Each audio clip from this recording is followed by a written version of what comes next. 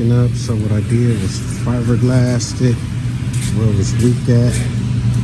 You know, if any of you guys have headliners, you know, it's a must to scrape all the old foam off.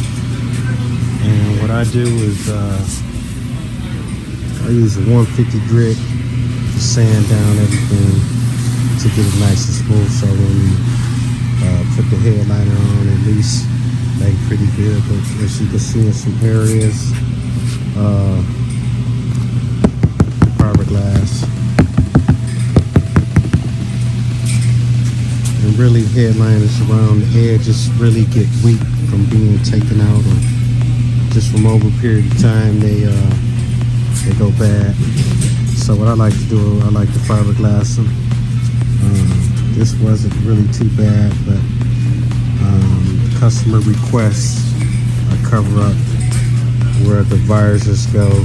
It's because we're gonna do some fiberglass pods for TVs. But as you see it now, I'll be back. All right, I'm back. So anytime you're doing a headliner, it's always best to do it in sections. And the reason why I say sections is, you know, once you apply glue on this, kinks or whatnot, it's hard to get out. So you want to do is,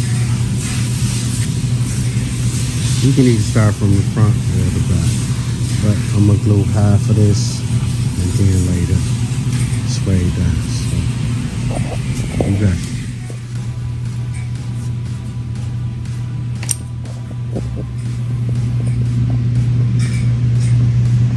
What you want to do, you want to kind of cake that up.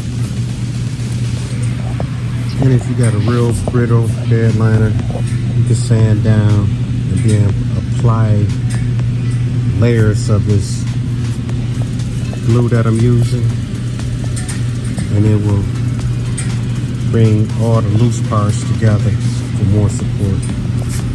Headliner 101. Just run your hand across it, bro. Now hit them corners, on the corners. Yeah.